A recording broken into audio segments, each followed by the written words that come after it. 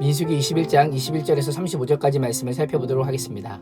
이스라엘은 아모리 왕 시온에게 사신을 보내어 어떤 피해도 입히지 않을 테니 당신의 땅을 지나가게 해달라고 요청합니다.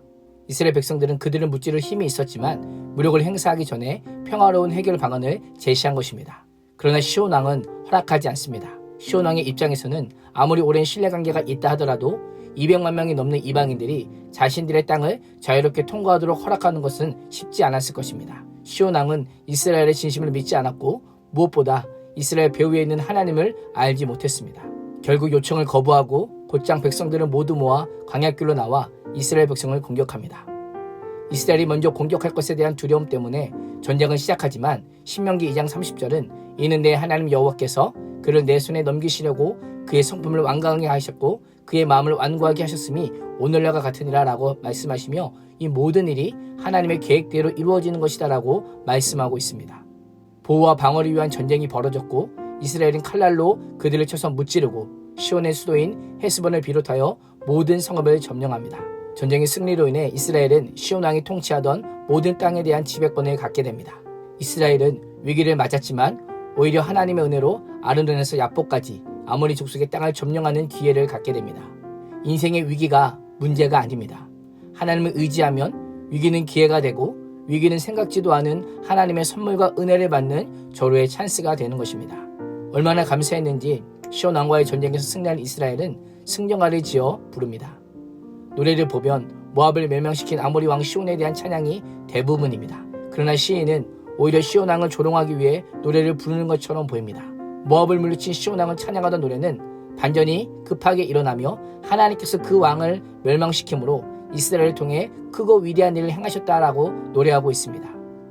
하나님께서는 시온이 차지한 모압 땅을 이스라엘 백성들에게 주시며 온 세상의 주관자이심을 보여주고 계십니다.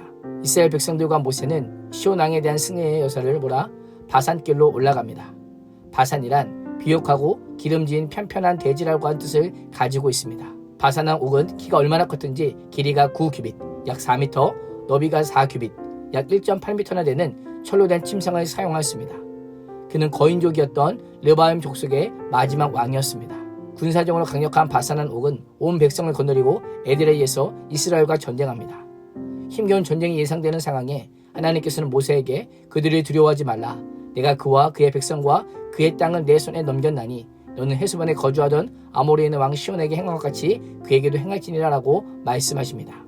하나님께서는 다시 한번 구원에 대한 약속을 선포하십니다. 하나님께서 약속하셨기에 바산한 옥을 멸망시키는 것은 시간 문제였습니다. 하나님의 약속대로 이스라엘 백성은 바산한 옥과의 전쟁에서 승리하며 그의 백성을 단 한 사람도 남기지 아니하고 그의 땅을 점령하게 됩니다. 이 말씀은 이 전쟁이 여호와의 전쟁이며 전부 진멸하는 헤렘임을 선포하고 있는 것입니다.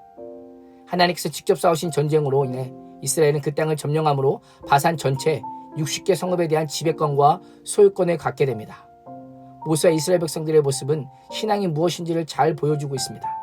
신앙이 무엇입니까? 신앙은 승리의 가능성을 묻는 것이 아니라 하나님께서 원하시는 것이 무엇인지를 묻는 것입니다. 신앙은 하나님의 약속은 반드시 성취된다는 사실을 믿는 것입니다. 그 일이 아무리 크고 감당하지 못할 것처럼 보여도 하나님이 일하시면 됩니다. 하나님께서 역사하시면 됩니다라고 고백하며 순종하는 것이 믿음이요 신앙인 것입니다. 인생의 엄청난 문제를 만날 때 위축되고 두려움에 잠길 수 있습니다. 그때마다 하나님의 약속을 기억하며 믿음으로 용기 있게 맞서며 위기를 전화의 이복의 계기로 삼으시기를 축복합니다. 요단 동편에서의 아모리 왕 시온과 바산왕 옥과의 전쟁에서 승리는 가나안 사람들에게 이스라엘의 하나님의 능력이 어떠한지를 분명히 보여주는 사건이 되었습니다. 그 능력이 얼마나 강력했든지 이스라엘 백성들에게는 오랫동안 기억되었던 전쟁입니다. 여호수아서를 보면 이스라엘이 가나안 땅을 정복할 때에 이 두 전쟁에서 거둔 승리가 가나안 사람들의 간담을 높게 하였다라고 말씀합니다. 이것이 우리가 믿고 의지하는 하나님의 능력입니다. 우리가 가진 복음의 능력입니다. 그리스도인을 사는 것은 녹록지 않습니다. 우리에게 호의적인 자들도 있지만 적대하거나 막아서는 자들도 있습니다. 오늘도 그들을 두려워하지 말고 우리에게 주신 복음을 앞세워 순종함으로 복음으로 인한 승리와 능력을 경험하는 복된 하루가 될 수 있기를 주님의 이름으로 축원합니다. 기도하겠습니다. 하나님, 이스라엘 백성들처럼 우리 인생에도 난관이 찾아올 때 내가 가진 힘을 행사하기 전에 복음을 선포하며 평화로운 해결 방법을 찾게 하여 주시옵소서. 기도와 약속에 대한 신뢰로 어떤 위기도 전화위복의 계기로 삼는 믿음의 사람이 되게 하여 주시옵소서. 오늘 하루도 복음으로 인한 승리와 능력을 경험하는 복된 하루가 될 수 있도록 인도해 주실 줄 믿사오며 예수님의 이름으로 기도합니다. 아멘.